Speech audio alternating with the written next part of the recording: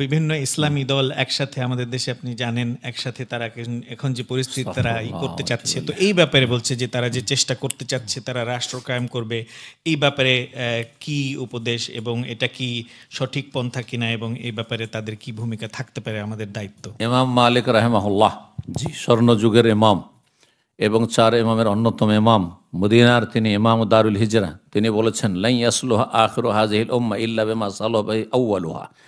এ উম্মতের শেষ জামানা পর্যন্ত যে কোনো সমস্যার সমাধান একমাত্র সেই পথে হবে যেই পথে ইসলামের প্রথম যুগের মানুষদের সমস্যার সমাধান হয়েছে।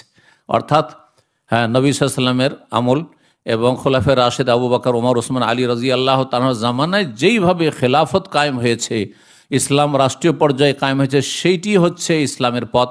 এর ভিন্ন কোনো ইসলামী পথ নেই। সুতরাং এসব পথগুলি হচ্ছে মানুষের তৈরি করা পথ, এতে কোনোদিন শান্তি ফিরবে না, অশান্তি ছাড়া কিছু হবে না।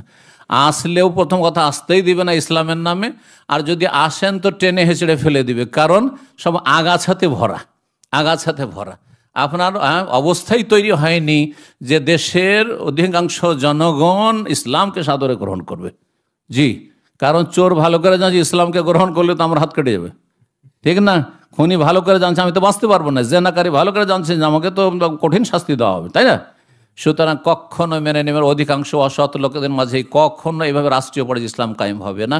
সাহাবায়ে কেরামদের তরিকায় যেতে হবে। সুতরাং ব্যক্তি জীবনের দাওয়ার কাজ করুন, পারিবারিক দাওয়াতি কাজ করুন, এইভাবে এগিয়ে চলুন, যেভাবে নবী সাল্লাল্লাহু আলাইহি ওয়াসাল্লাম সংস্কার করেছেন ওইভাবে করুন। ইনশাআল্লাহ তাআলা দেখবেন যে আল্লাহ লা ইস্তাখলিফান্নাহুম খিলাফত এমনিতে নিয়ামত হিসাবে দিবেন। জি।